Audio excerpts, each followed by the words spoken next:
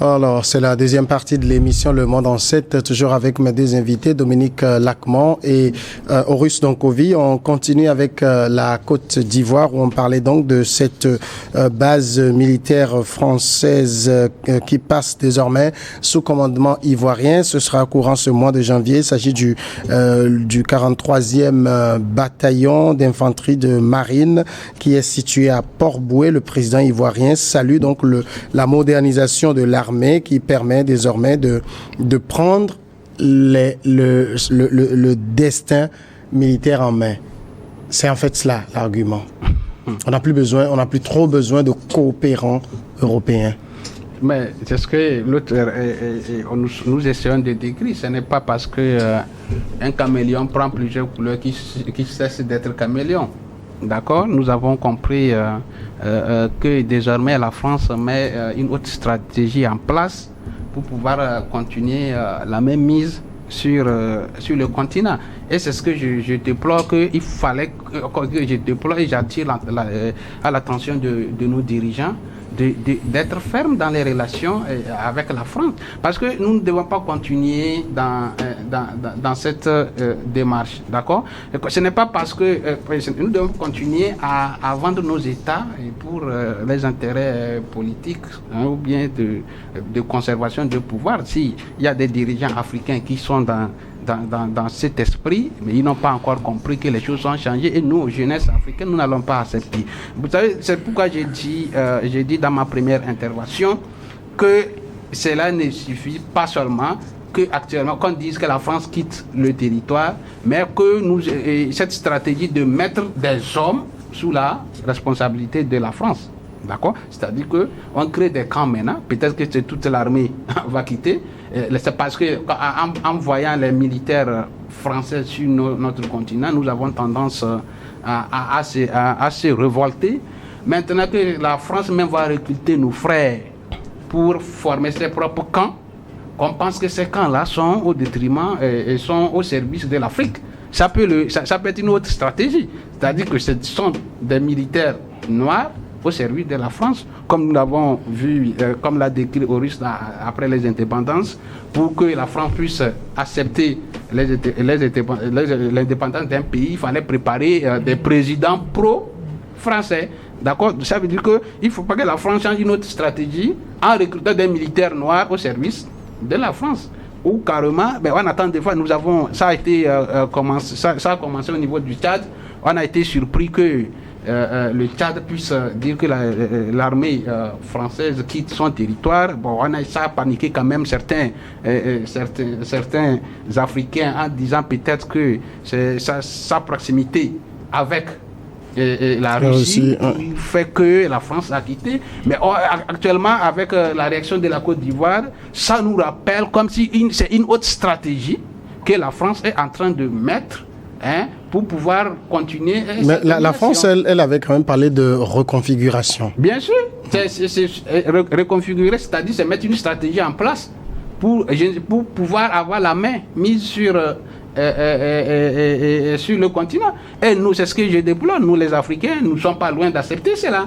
Comme de voir des Noirs au service de la France. Parce que peut-être qu'une base noire, mais au service de la France qui est bien payée, qui ne dit absolument rien, qui garde des secrets, comme les présidents après les indépendances ont fait, ceux qui vont se rendre compte après que nous sommes en train d'exploiter notre pays. Quand vous bousculez, on met ce plan de stabilisation en place, et bien un coup d'État viendra vous soulever pour que quelqu'un qui a les idées soutenues par la France puisse être puisse aller au pouvoir et que la France puisse avoir cette même mise. Je pense que c'est dans cette logique. D'accord. J'ai cité les propos du président ivoirien. Je reprends cette phrase. Nous pouvons être fiers de notre armée dont la modernisation est désormais effective. Ça justifie pour lui la reprise en main. Et il faut le dire aussi, la montée en puissance de nos armées ne se dément pas. Alors, moi je suis un peu... il faudrait qu'on spécifie ce qu'on entend par montée en puissance de nos armées.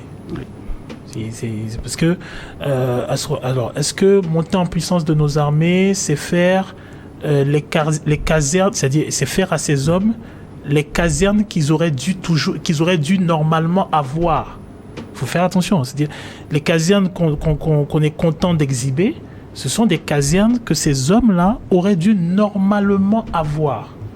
Les tenues qu'ils ont, ce sont les tenues qu'ils auraient dû normalement avoir.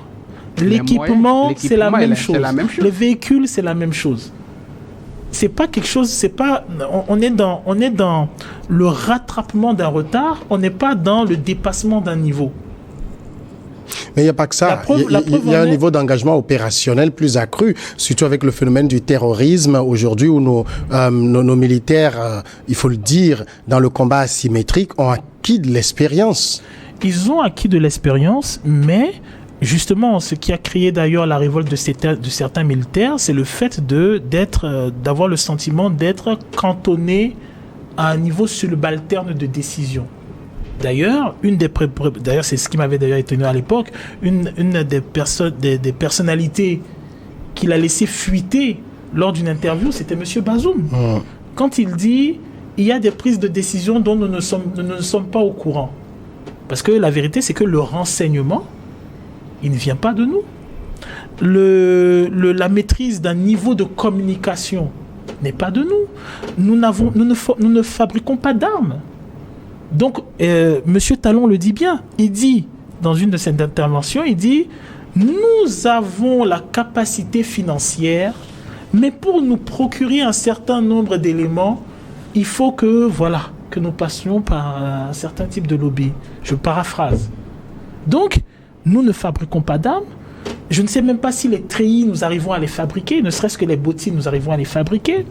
Le renseignement, il faut le déléguer. Il faut avoir toujours l'expert qui vient de quelque chose. Et même pour nos officiers, il faut qu'ils aillent se perfectionner à l'étranger, en Occident. C'est-à-dire c'est l'officier qui a le plus de diplômes à l'étranger, en griffe en Occident. C'est-à-dire il va faire la France, il va faire l'Angleterre, il va faire une formation aux États-Unis. Et c'est là où lui, quand il rentre, il est valorisé. C'est pas la formation qui est faite ici. Et donc, pour moi, il y a des questions fondamentales qui se posent. C'est-à-dire, c'est le fait qu'on est, si vous voulez, dans une espèce de répétition. Parce qu'en réalité, quand on observe bien, rien ne nous appartient. Si par exemple, demain, nos soldats doivent aller au front, et on le voit d'ailleurs avec les scandales qu'il y a eu au Niger et au Burkina, on dit l'argent a été détourné. Mais c'est normal, l'argent a été détourné parce qu'il s'agissait d'aller acheter les armes ailleurs. On a vu le cas pour l'Ukraine. Pour le cas de l'Ukraine, je pense que c'est une belle école pour toutes nos armées et tous nos États.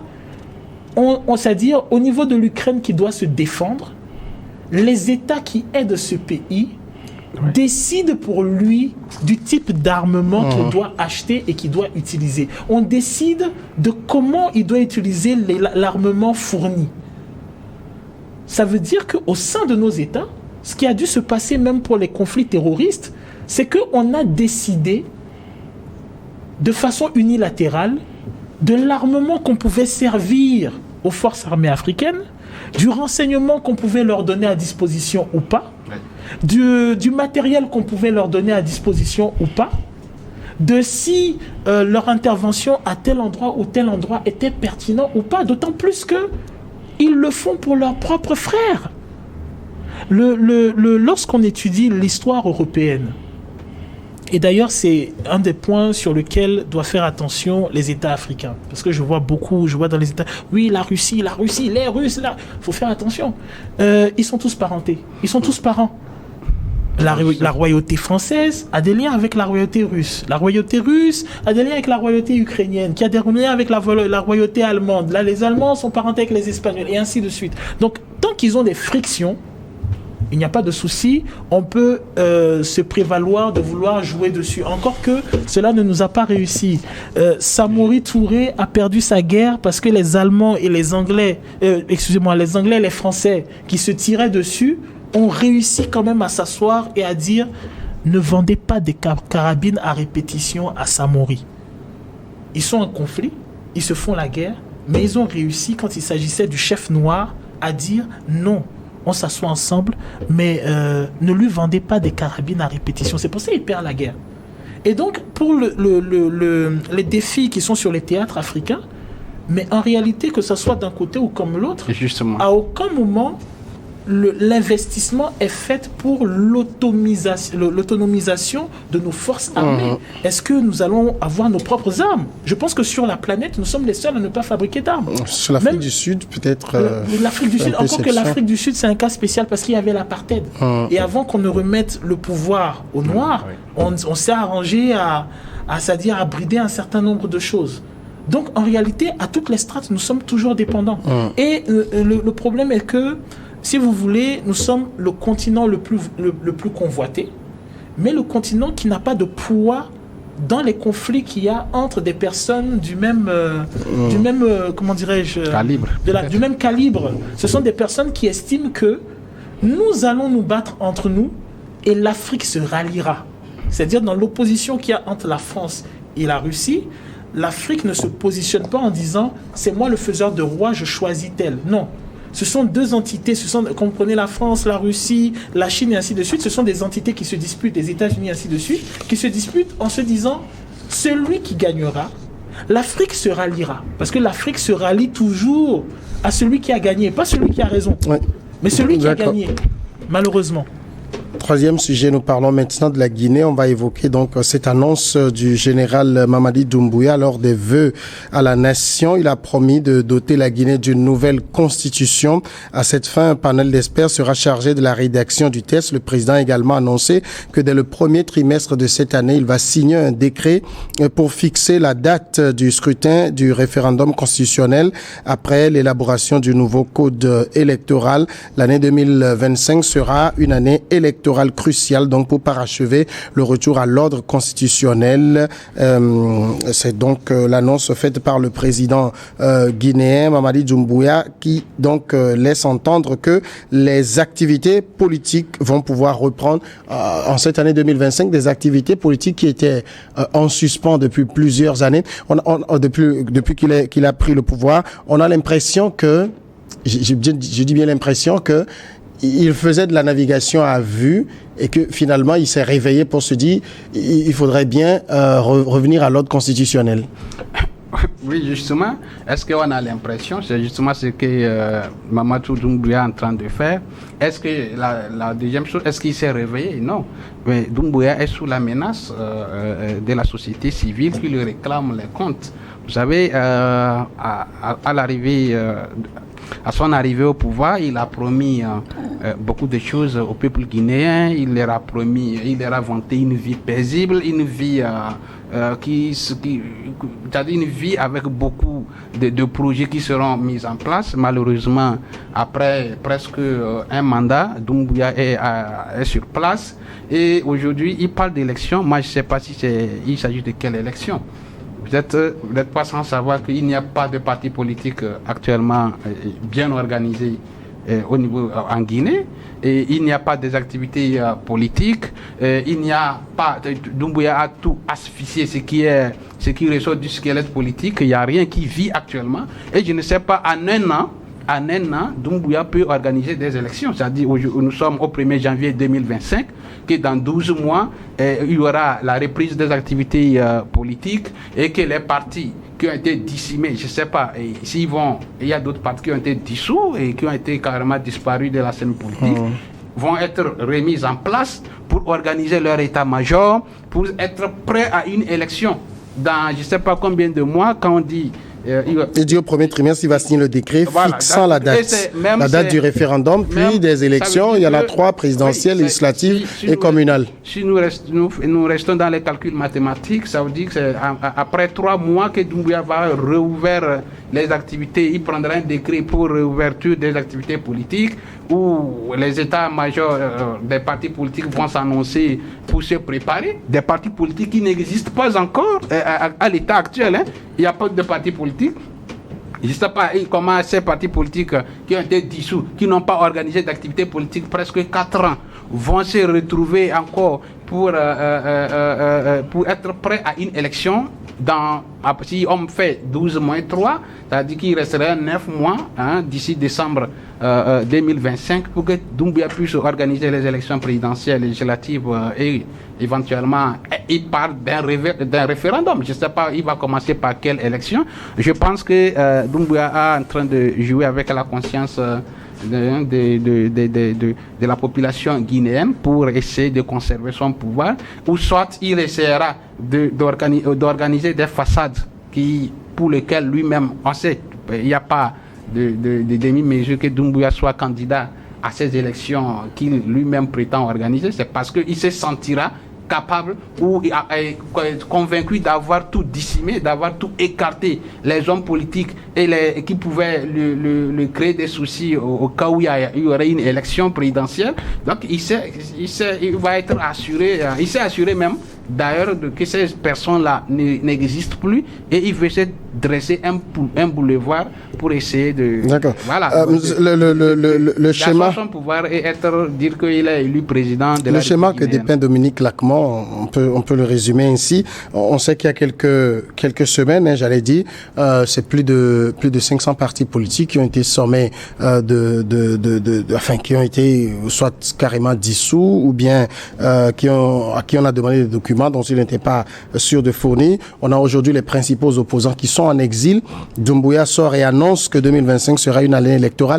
On va dire qu'il s'est assuré de déblayer le terrain avant de faire son annonce. Bon, je me dis que alors il a réussi son coup d'État en s'appuyant sur un certain nombre de promesses. Et maintenant, au fur et à mesure des années, bon, les gens s'attendent quand même à savoir s'il va les tenir ou bien s'il va se changer en quelque chose qu'il prétendait combattre lui-même. Maintenant, cela étant dit, je me dis, la Guinée, au-delà de Doumbouya, la Guinée, je pense que le problème guinéen, c'est que la classe politique a l'air particulièrement corrompue. Elle a l'air particulièrement corrompue. On a vu d'ailleurs, pour le cas de Doumbouya, tout l'exercice qui consistait à faire du culte de la personnalité. D'ailleurs, on a eu des morts dernièrement dans un stade à cause d'un championnat organisé par... On a l'impression qu'on ne... Alors, la déception, moi, pour ce qui concerne Doumbouya, c'est un peu ça. C'est-à-dire, c'est le fait d'avoir l'impression qu'on n'est pas sorti de ceux qu'il prétendait combattre, en fait. Le culte de la personnalité, comment dirais-je, les scandales de corruption, une classe guinéenne qui est très versatile. On a des restrictions des libertés. On a la restriction des libertés. On a un certain nombre d'acteurs de la société civile qui ont disparu. On est incapable, tout le monde reconnaît que ce sont des hommes de l'armée qui les ont kidnappés, mais on est incapable de dire ce qu'ils sont devenus, ce qu'il est devenu d'eux, et ainsi de suite. Donc, on a le sentiment qu'en réalité, rien n'a changé en Guinée. Et maintenant, bientôt s'annonce une élection présidentielle, alors qu'on a la répression que l'on connaît, les opposants en exil. Donc comment ça s'organise, d'autant plus que les opposants ne sont même pas sur le territoire et qu'il n'y a pas un exemple de conciliabule. Je sais que comparaison n'est pas raison, mais quand on observe par exemple ce qui s'est passé au Gabon, quand on voit par exemple les débats au niveau de la société civile, le défi qu'ils ont pris de devoir réécrire la constitution avec des acteurs gabonais, des spécialistes gabonais, et voilà, il y a un certain nombre de prises de décisions qu'on a vues d'un côté et qu'on n'a pas vues de l'autre. Et c'est étonnant, quand on connaît les possibilités des deux pays, c'est très étonnant. Moi j'ai le sentiment d'un Doumbouya très statique. Pour les élections prochaines, par exemple, on ne sait toujours pas s'il se présente ou s'il ne se présente pas. On sait que, en tout cas ces dernières années, on a une cour qui se développe et qui semble appeler à ce qu'il se maintienne au pouvoir. Donc, au final, est-ce que la Guinée va sortir de cette rythmique permanente qui font qu'on voit pas quand est-ce que les Guinéens vont vraiment prendre en main le destin de leur nation. Mais en même temps, cette annonce, disons-le, répond un peu à ce que réclamait depuis plusieurs mois l'opposition, parce que lorsque les activités politiques sont suspendues, lorsque les partis politiques n'ont plus le droit de se réunir et autres, plus personne ne s'y retrouvait, et donc on peut estimer que Doumbouya a satisfait à leurs exigences. Satisfait à leurs exigences de quelle manière? Il faut en annonçant la reprise des activités politiques. Il faut qu'au moins qu'on a cette reprise des activités politiques pour que les partis politiques se préparent à une élection. Vous savez, c'est une stratégie mise en place. D'accord? Je pense que même cette annonce, je ne pense pas que Doumbouya c'est-à-dire qu'il va respecter. Hein, c'est une annonce qui s'est venue pour juste calmer les ardeurs parce qu'il y avait des sociétés civiles qui annonçaient des manifestations contre son pouvoir si jamais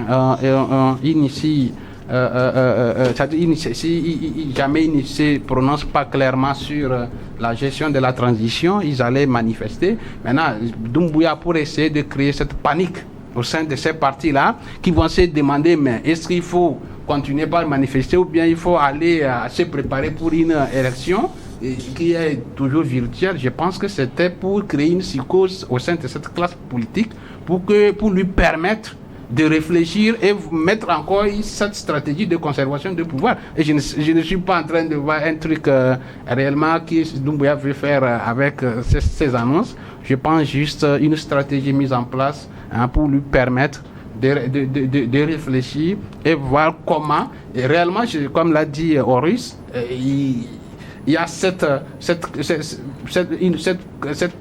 partie de population qui l'appelle, qui l'adore, comme l'a dit Horus, la culture de personnalité qui lui-même devient l'expert. Je pense que Doumbouya veut créer une psychose pour pouvoir mettre une stratégie, faire dormir la classe politique pour que demain il se réveille que lui, de tels contretemps, ou bien carrément conserver le pouvoir, ou bien carrément essayer d'organiser une mascarade, une façade électorale pour que lui-même conserve son pouvoir. Quand on a écouté le discours jusqu'au bout, Doumbouya n'a pas annoncé ses propres intentions. Normalement, quand les militaires prennent le pouvoir et disent qu'ils ne veulent pas s'éterniser, et puis après on voit le temps qui passe très rapidement, est-ce que vous pensez que de toute façon il sera candidat? Je me dis qu'il y a des chances qu'il soit candidat. Mais après, si vous voulez, je sais que ce que je vais dire va sembler radical, hein, mais je pense que les gens ont envie de voir de nouvelles têtes, de nouvelles projections, de nouveaux politiques et ainsi de suite. Moi, ce qui m'a beaucoup déçu dans le cas de Doumbouya, c'est le rapport à la société civile. Je trouve que la Guinée, les Guinéens ont du potentiel, ils ont des intellectuels. Ils nous l'ont prouvé par exemple par les procès qu'on a pu assister, qui étaient médiatisés, ainsi de suite. Quand on prend les juges, on prend les avocats, on prend ce qui s'est dit, ce qui s'est fait, ainsi de suite. On sent un peuple qui a du potentiel. On a des hommes qui sont capables de tenir des ministères, de tenir des directions, de rêver, de penser leur pays, leur investissement, et ainsi de suite. Alors ce que je vais dire, ça peut sembler violent, mais pour moi, il y a un certain nombre d'acteurs de la classe politique qui, pour moi, j'aurais bien voulu qu'ils soient exclus, ne serait-ce que pour cette élection-ci, comme cela s'est passé au Gabon. Et qu'on ait l'émergence de nouvelles têtes, de nouveaux personnages et ainsi de suite qui viennent de la société civile. Parce que, si vous voulez, le temps qui s'est écoulé, ces quelques années qui s'est écoulé, j'ai conscience que cela ne peut pas épurer la totalité de ce qui a pu, disons, ne peut pas épurer la Guinée de la totalité des vices qu'elle a pu subir et qu'elle continue à subir. Et donc il faut que ceux qui viennent et qui prennent la décision de renverser les pouvoirs, les systèmes actuels et d'en placer de nouveaux, permettent l'émergence de nouveaux acteurs qui n'ont peut-être pas l'enrichissement que les autres ont connu, mais qui sont des porteurs de messages, des porteurs de voix, des porteurs d'initiatives. Ouais. Personnellement, pour moi, il doit y avoir une nouvelle élection en Guinée et qu'on doit revoir les acteurs que l'on a vus sur 5 ans, sur 15 ans, 20 ans, 25 ans, qui se sont crêpés le chignon. Certains ont été ministres du gouvernement dont on se plaint et après sont partis dans d'autres gouvernements, ont fait les mêmes choses. On a parlé de malversation, il y a des procès aux corruptions qui n'ont pas encore abouti, ainsi de suite. Moi, personnellement, je trouve que je m'attendais de Doumbouya qu'il fasse ce ménage radical, parce que pour moi, il en avait les moyens. C'est ce qu'il avait annoncé d'ailleurs, que la justice sera la boussole. Exactement. C'est-à-dire, pour moi, j'attendais qu'il y ait cette fracture radicale-là qui permette enfin à une société civile guinéenne d'émerger de prendre le combat politique, de prendre le combat du développement et d'avoir de nouveaux visages, de nouveaux acteurs, de nouvelles... J'aurais souhaité, par exemple, et d'ailleurs, j'avoue, quoi qu'on en dise sur le Gabon, c'est ce qui m'a plu. Quand on voit des acteurs, on a pris des musiciens, on a pris des sociologues, on a pris des anthropologues, on a pris des économistes et ainsi de suite. On a fait des commissions. Les gens se sont assis pour discuter. Bon, l'économie, qu'est-ce qu'on fait? La nationalité, qu'est-ce qu'on fait? Les mines, qu'est-ce qu'on fait? Les infrastructures. Je ne dis pas que c'était parfait. Mais ce sont des choses qui permettent à un moment de rassembler la plupart des acteurs autour de la nation. Donc, à un moment, je pense que moi, ce que j'attendais de Doumbouya, c'est qu'il fasse sortir son pays de la prise d'otage d'un certain nombre d'acteurs qui, comme on le sait, vont dire « nous voulons les élections ». Ils vont recommencer la même chose. Distribution de billets, fausses promesses, crépage de chignons, vont aller sur les élections, remporter les élections pour recommencer très exactement ce qu'on reprochait aux autres gouvernants qui se Mais ça se décrète pas si, par exemple, la société civile ne s'engage pas. Alors, moi, ce qui m'a gêné, justement, c'est que pour que la société civile s'engage, il faut la liberté d'expression. Il faut la liberté de presse. Il faut que les syndicats s'expriment. Il faut que les femmes s'expriment. Il faut qu'on puisse mettre des mots sur les malaises. Qu'on puisse dire, il y a ceci qui ne marche pas. C'est quand on reconnaît que ceci ne marche pas, qu'on se rassemble pour trouver la solution. Si on n'arrive pas à dire, comment dirais-je, qu'on a une blessure, comment peut-on accepter qu'on puisse y mettre de l'alcool? Quand on va mettre de l'alcool, ça va brûler. Mais ça va brûler un temps et ça va cicatriser. Le problème avec nos États, que ce soit ceux qui ont eu des coups d'État ou ceux qui ont eu, qui sont à l'État actuellement, c'est ça, c'est que on refuse de mettre des mots sur les mots. On a besoin de ça. Et pour moi, le problème, c'est que quand on a des politiques, on a tout un attirail d'hommes politiques qui se sont enrichis à travers des postes, qui sont dans le déni et qui sont dans la friction permanente parce qu'il faut se protéger contre la justice. Il faut se protéger mutuellement parce qu'on a fait tel ou tel mal. On a des... Je me dis, mais tout ce monde-là, il faut écarter. Ne serait-ce que sur 1 ou 2 mandats, il faut écarter. Et il faut laisser les autres. Il faut laisser la jeunesse, ceux qui ont 20, 30, 40 ans, qui ont des idées maîtresses, qui ont des messages à porter, ainsi de suite. Là, on va voir les prochaines élections. Je respecte M. Dalen Diallo, mais M. Dalen Diallo, il est dans la soixantaine. Est-ce qu'il n'y a pas d'autres acteurs? Lui-même n'y vit même pas actuellement. Je n'ai pas sur le territoire guinéen. Vous prenez M. Alpha Condé, je ne sais pas si M. Alpha Condé va se représenter. Est-ce qu'il n'y a pas... Donc, alors, les Guinéens, ils ne se résument qu'à ça. Ils sont où les professeurs d'université, les journalistes, mais justement, les économistes, quand les Guinéens eux-mêmes, parce que quoi qu'on dise avec Doumbouya, ils ont peut-être goûté aussi un peu du neuf, mais ils ont eu l'impression que lui non plus n'a pas proposé quelque chose d'extraordinaire. N'a rien du tout, absolument. Quant à la question si Doumbouya ne se prononce pas, déjà quand on fait la critique d'une personnalité, souvent c'est un truc où ça reste, c'est un truc lui-même, il active une frange de population qui à sa guise. Quand tous les gens sortent avec des associations, on a vu le match de football dont a décrit Horus pour l'appeler à la candidature. Après il s'élève, voilà, bon, le peuple a décidé que je me présente, je vais me présenter. Et en voyant l'allure où vont les choses, je suis très certain que Doumbouya ne va pas laisser le pouvoir pour un quelconque civil. Il va conserver, il mettra toutes les stratégies en place pour conserver ce pouvoir. Et c'est dans ça là qu'il est en train de vouloir surprendre. C'est peut-être déjà il y aura une classe politique d'opposants que lui-même va fabriquer en fait pour l'accompagner, pour la conservation du pouvoir. C'est ça, c'est cette stratégie qu'il est en train de mettre en place. D'accord. Et je suis certain On va passer maintenant au dernier sujet. Nous allons parler du Togo avec toujours là le message de vœu du président de la République Faure Issozimna Gnassingbé. Cette phrase qui retient notre attention, notre pays avance. Le président de la République a commencé son discours en évoquant une année 2024 difficile sur le plan international. Il a touché le conflit russo-ukrainien.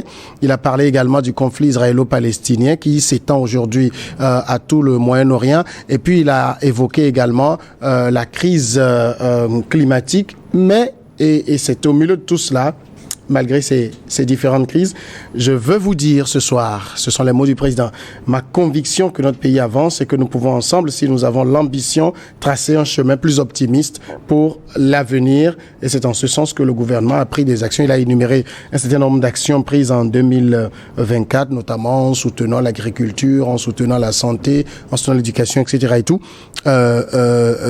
Dominique Lacmont, dire que disons au plan international, crise par-ci, crise par-là, des crises qui ont des conséquences sur presque tous les pays, et au milieu de cela dire que le Togo avance. Moi j'ai envie de demander quelle est la magie du Togo pour se porter aussi bien selon le président de la République. Merci. D'abord, nos voeux également au président de la République, parce qu'ici nous a souhaité les voeux, et quand on a l'occasion, il faut lui souhaiter en retour les voeux de santé, et de prospérité pour lui et sa famille. Par rapport à ta question sur comment le Togo s'est pris pour avoir une santé sur le plan développement. Ah, on croit le président. Ah oui, mais oui. C'est lui qui le dit. Juste à encore le président. Ouais. Le président, avant de se prononcer sur cette question, a fait un état de lieu dans le contexte dans lequel le monde a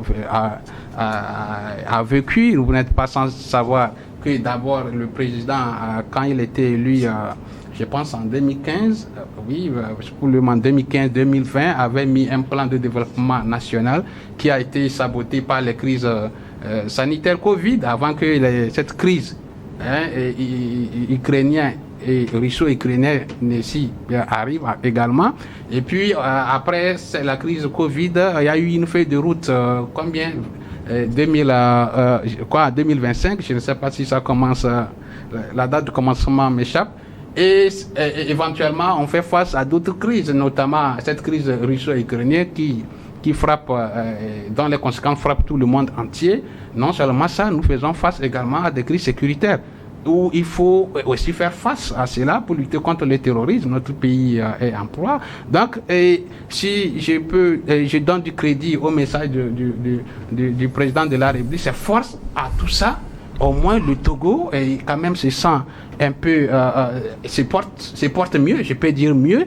Donc, le chef de l'État peut dire le Togo avance, et en mettant tout, il a mis une stratégie en place pour lutter contre l'inflation qui n'a pas trop jailli sur le peuple togolais. Le chef de l'État a mis en avance beaucoup de projets qu'il a mis à la disposition du peuple togolais, qui a permis que le Togo résiste face à ces menaces. Il n'a pas également écarté la menace liée au changement climatique, qui fait que nos paysans aujourd'hui ne maîtrisent pas la saison des cultures. Vous savez, au moment des cultures, une petite pluie commence subitement. Les paysans commencent la culture 2-3 semaines. On rentre dans une saison sèche qui s'infiltre dans une saison pluvieuse. Sincèrement, ce changement climatique aussi a des répercussions négatives sur la productivité agricole ou dans d'autres, sur certaines mesures. On a vu également ces changements climatiques qui s'annoncent avec plusieurs inondations où l'État doit faire face. Donc tout ça là a été un frein pour le développement, mais malgré tous ces aléas climatiques et naturels, le Togo se porte un peu mieux, je peux le dire. Donc le chef de l'État peut se réjouir et dire vraiment que le Togo est avec la stratégie qu'il a mise en place, et qu'aujourd'hui le Togo n'a pas trop basculé, mais se porte bien et se porte bien. Avance. Et sur un élan de développement. Horace Donkovi, le contraire aurait été étonnant. Alors le contraire aurait été étonnant. Alors ce genre d'affirmation, elle n'est possible que en étant d'un côté particulier du prisme. C'est-à-dire on a un prisme, mais apparemment on n'est pas dans... On peut se mettre à des endroits différents du prisme pour voir un peu ce qu'on observe sur le Togo. Et si on veut prendre en compte le fait que, je ne sais pas moi, certains établissements d'élite sont pleins, qu'il y a un parc automobile qui a augmenté, que certains ont plus de villas que d'autres, qu'il y a plus de supermarchés maintenant qu'il y a 10 ans, que certains font des restaurants et ainsi de suite et tout ça, qu'il y a, comment dirais-je, des gens, des commerçants qui font du chiffre et ainsi de suite. On prend les chiffres macroéconomiques qu'on aime exposer, ainsi de suite, forcément, oui, quelqu'un dira, oui, le Togo avance. Mais quelqu'un, par exemple, qui voudrait s'opposer à ça, dirait tout simplement d'aller à l'hôpital de Tokoin, service urgence. Et de ses yeux, il verrait si le Togo avance. Quelqu'un dirait... Mais le président a vanté un certain nombre d'équipements alors, faut faire attention. mis à la disposition des structures sanitaires. Alors, les équipements, effectivement, j'ai vu l'annonce. Après, moi, pour ce que j'ai pu constater, et puis après, c'est vrai que ça fait un moment, je ne sais pas si, au niveau de nos services de santé publics, c'est une embellie. Moi, je sais que, par exemple, si vous allez à l'hôpital de Tokoin, parfois, c'est difficile. C'est pour ça que je dis il suffit d'aller, par exemple, au service d'urgence. Si, par exemple, vous allez au lycée technique à Didogomé, par exemple, c'est un de nos établissements majeurs à l'époque. À l'époque, les parents se bousculaient pour inscrire leur enfant au lycée technique. On a un lycée, par exemple, le lycée d'Agbalépédo qui est fermé, qui est en ruine. À l'époque, les parents se bousculaient pour inscrire leur enfant au lycée Agbalépédo. Comment dirais-je, mettons que, comme je disais, il s'agit vraiment de quel côté on se situe. Lorsqu'on vous allez au marché et qu'on vous dit que un oignon est à... Parce que tout à l'heure, tu parlais d'inflation. Un oignon est à 150 francs. Un oignon est à 150 francs. Un citron est à 50 francs. Bon, voilà. Il avance. Je pense que il faut oser se mettre à différents endroits du prisme, parce que il y a des choses qui sont beaucoup plus problématiques. Je pense que ce qui serait intéressant au niveau du chef de l'État, et de son gouvernement, c'est qu'il fasse attention à un point particulier qui est l'écart entre les riches et les pauvres, entre la classe moyenne qu'il s'évertue à créer et la classe qui est vraiment dans des difficultés. Cet écart-là est en train de se creuser. Il y a de cela 10-15 ans, vous allez retrouver des Togolais de diverses origines, de différents milieux sociaux dans le même établissement. Maintenant, vous avez un établissement pour les riches, un établissement pour les pauvres. Je parle d'établissement scolaire. Vous prenez la santé. Il fut une époque, vous verrez les Togolais qui vont revenir dans le même établissement. Maintenant, ce qu'on a, c'est qu'on a un établissement pour les riches, des établissements sanitaires pour les riches qui sont hors coût, et des établissements pour les pauvres. Et ainsi de suite. Ça va dans plusieurs domaines. Donc, il faut faire attention. Oui, on peut avoir des chiffres qui vont dire, oui, voilà, le Togo, ça va. Le Togo, je donne l'exemple du gaz. Il y a des paradoxes. Les gens ont besoin d'avoir des réponses sur des paradoxes. Si on dit, par exemple, que le Togo livre des hydrocarbures au Gabon, comment se fait-il que notre bouteille de gaz est à 10 000 francs ? C'est compliqué de dire aux citoyens togolais que sa bouteille de gaz qui coûte à 10 000 francs, que ça avance. Ou que les gens sont obligés de se ravitailler en boudet, au lieu de se ravitailler dans les stations d'essence, et de lui dire non, mais que ça avance. Dernièrement, il y a eu des pénuries d'essence. Ouais. Alors, maintenant, je vais terminer par un dernier point. Alors, comme je disais, il y a l'endroit où on se situe par rapport à ce prisme-là. Il y a des gens qui vont dire, oui, ça va, c'est normal. Si tu as une 4x4 et que tu as une villa, tout ça, ça va. Si tu peux prendre le billet pour aller à Abidjan, ça va. Si tu as un bon salaire, ça va. Celui qui a des problèmes pour mettre son enfant à l'école, pour se soigner, ainsi de suite, il voit différemment. L'écart entre la classe moyenne et les riches et les pauvres, comme je disais, c'est en train de se creuser. Il y a de cela 10-15 ans, on n'avait pas des mendiants, des enfants qui mendient dans la rue, dans les quartiers ou qui mendient au feu rouge. Maintenant, le défi pour moi, le défi qui est celui du chef de l'État et du gouvernement, c'est de préparer les générations futures. Ça veut dire que quoi? Ça veut dire que, oui, on fait ces constats-là. Dans 5 ans, on a combien de médecins formés au Togo? Dans 5 ans, on a combien d'infirmiers formés au Togo? Dans 5 ans, on a combien d'ingénieurs formés au Togo? Dans 5 ans, on est à quel niveau de développement, de structuration au Togo? Quand, par exemple, je vais terminer par exemple le dernier prix. Je prends par exemple la politique pour, et ça c'est un point que je veux soulever, la politique pour les agriculteurs et ainsi de suite. Lorsque par exemple, vous qui êtes sur le plateau, vous voulez investir à l'intérieur, dans le rural et ainsi de suite, qu'est-ce qui permet de garantir vos investissements? Est-ce que vous allez avoir un champ sur lequel un peu avec quelques bœufs va venir ratisser toute votre récolte? Voilà, par exemple, ce sont des questions ciblées, clés, qui doivent permettre au cadre moyen togolais, au Togolais qui va accéder à ces strates-là, de pouvoir générer du profit et de pouvoir passer ce profit de sa génération à la génération qui suit. Alors, c'est aussi l'un des reproches qu'on fait souvent et qu'on a encore fait à ce genre d'adresse du chef de l'État. Et c'est ce que vient de soulever Horus Donkovi. On a l'impression que il nous dit tout ce qui a été fait de sa perspective. Et on a aussi du mal à voir où est-ce qu'on va. Parce que citer des actions par département, on a fait ci, on a fait ça, on a fait ceci, mais on va où? Les gens ont du mal à se situer en lisant le discours. Non, mais où est-ce qu'on va? Mais je sais pas si... Parce que dire on avance, mais on va où? Quelles sont les perspectives dans 5 ans? Mais dans 5 ans, le Togo, comme on l'a dit, c'est vrai que... Il va continuer d'avancer, c'est tout. L'homme est toujours en perpétuel avancement et il y a des problèmes environnementaux qui l'accompagnent toujours. Quand on parle, Horus parle des plateaux techniques au niveau des centres de santé, il faut reconnaître également qu'il y a eu des efforts qui ont été faits. Les recrutements... Chaque année, on recrute du personnel médical.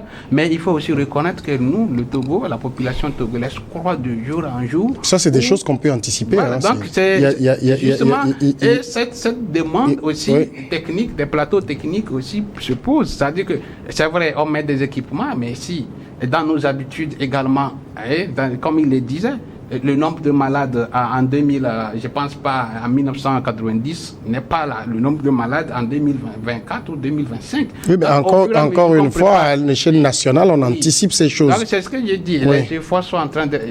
en tout cas, les efforts ont été faits, que nous constatons. On ne peut pas tout peindre en noir. Mais c'est pas aussi dire que il n'y a pas des choses qu'il faut faire. Mais le chef de l'État a dit qu'on avance, et c'est ce que j'ai dit, où est-ce qu'on va? C'est là où on va, c'est d'essayer d'arriver à un niveau où tous les Togolais, tous les problèmes sont presque réduits. Oui, mais c'est pas par exemple quand ce que dit Horus, vous rappelez, je ne sais plus, c'est 2012, cette minorité qui accapare les richesses, on a l'impression que le quart continue par se creuser. Aujourd'hui, il y a comme, d'après le Conseil, il y a comme 2 Togos, un Togo riche et un Togo où il y a l'écrasante majorité qui semble être la plus pauvre. Bon, sans être défenseur du gouvernement togolais, je pense qu'à chaque niveau, il y a les efforts. Il a parlé de l'éducation.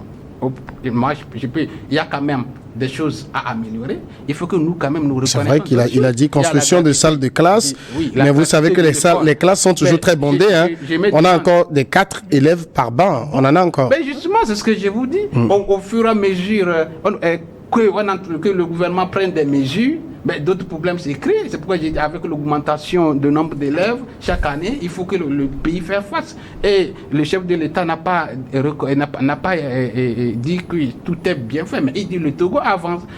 Quand je me rappelle, nous, au cours primaire, on payait le collège avant d'accéder à l'école. Aujourd'hui, le primaire, le secondaire, ce sont des niveaux gratuits il n'y a pas de décollage qui freine qu'un élève puisse aller à l'école. Ce sont des mesures. Maintenant, il a parlé de la construction des salles de classe. Plus de combien de mille de salles de classe ont été construites. Mais sauf qu'on avait tant de problèmes qui sont en train d'être pris en compte dans le programme de chef de l'État. Il faut reconnaître cela. On ne peut pas dire, bon, c'est vrai, quand on prend les indices dont développe mon frère Horus, c'est vrai, c'est ce que le chef de l'État, qu'on a fait face à plusieurs crises. Au moment, les moments ne sont pas, moi j'analyse, les moments ne sont pas les mêmes parce que quand on parle de changement climatique, reconnaissons que ce changement climatique a des impacts sur la productivité agricole. Presque tous les milieux cette année n'ont pas fait, la production sera plus faible que... Oui, mais le truc c'est que quand le président, c'est-à-dire après avoir dit qu'il y a au niveau mondial des crises, il dit que notre pays avance, ça veut dire ces crises ne nous ont pas freinés. Oui, mais quand cette avancée ne semble pas être partagée, parce que je vous donne un exemple, quand le président, dans son discours, il parle de l'AMU, vous voyez, ça c'est autre chose, c'est un autre dossier là, où entre ce qu'il dit et la réalité du terrain, c'est pas la même chose. Non, on a l'impression que le président lit un discours dont la réalité est autre chose. Pour ne pas défendre, quand vous parlez de l'AMU, c'est une mesure stratégique pour accompagner ceux qui ne sont pas dans le secteur formel, c'est-à-dire dans le secteur formel, pour les accompagner. Avant d'arriver à l'AMU, il y avait School Assure qui assure la santé des élèves pour tous. Ce sont des mesures. Mais c'est que nous avons toujours des problèmes lorsqu'un programme est mis en place, il y a ces interférences, des crises qui viennent freiner. Imaginez qu'il a parlé du carburant, mais attendez, nous avons un pays de carburant ici à 400 et quelques, mais quand le Togo n'est pas producteur du pétrole, et quand au niveau international, le prix du pétrole augmente. Mais qu'est-ce que vous voulez que D'accord. Alors, comment j'entends quand Dominique dit rapidement. Au niveau, oui, justement, c'est sur ce mot que je voulais interroger Horus. Il parle beaucoup de mesures, mais finalement, on ne se retrouve pas. On a l'impression que le gouvernement dit je fais beaucoup de choses, mais avec les populations, ils disent on voit pas grand chose. Est-ce qu'on ne... Oh non, c'est pas qu'on ne voit pas grand-chose. Laissez Horus répondre à la question. Moi, je ne suis pas dans cet esprit. Le gouvernement et le chef de l'État, pour moi, la première exigence qu'ils ont, c'est de devoir croire au peuple qu'ils ont, au peuple qui est le leur. Pour croire au peuple qui est... Quand tu crois aux personnes qui sont les tiennes, c'est que tu les imagines dans la projection. Tu ne l'imagines pas dans le colmatage. Le colmatage, ça veut dire que, ok, d'accord, bon, il y a ceci, on va mettre des planches pour bricoler. Tu te projettes. Tu fais une projection. Lorsque vous prenez, par exemple, les États que l'on adule actuellement, très souvent, il s'agissait de la projection d'hommes pour leur peuple. C'est parce qu'on a une projection d'hommes pour... C'est pour ça que, par exemple, quelqu'un dit, ok, d'accord, je monte une université technique qui va accueillir, je ne sais pas moi, qui va produire 2000 ingénieurs l'année. C'est tout simplement parce que j'ai une projection. Et je fais cette projection-là parce que je crois aux populations qui sont sur ce peuple-là et à leur potentialité. Le Togo est un pays qui a tout pour devenir le premier. Je ne parle pas de premier en Afrique, je parle de premier dans le monde. Le Togo a tout. Le Togo a les populations, a la résilience des populations, a le territoire et ainsi de suite. Mais la vérité, c'est quoi? C'est que ce qui est gênant, c'est que par exemple, quand on dit le Togo avance, je vais donner un exemple banal. Rapidement, je dois rendre l'antenne maintenant. Je prends la Nationale 1. La Nationale 1, c'est-à-dire la route qui mène, qui dessert le port vers l'Interland. La Nationale, c'est notre principale voie. Elle est à l'image des projections du gouvernement. Si on fait cette route-là, et qu'au bout de 5 ans, au bout de 10 ans, elle est toujours aussi restreinte. C'est-à-dire, tu arrives, à peine tu dépasses... 5 ans, 10 ans, vous êtes gentil. Tu es sur un petit tronçon qui est déjà en délabrement. tu peux C'est pas qu'il y a dire que les un choses problème. Messieurs, permettez-moi de rendre l'antenne. Le temps est déjà contre moi. Je dois rendre l'antenne. Merci beaucoup, Dominique Lacmont. Merci d'être passé au Russe Donkovi. Merci. À vous aussi, c'est intéressant. On pourra peut-être revenir là-dessus à d'autres occasions. Merci à vous tous de nous avoir suivis. Je vous retrouve le samedi prochain.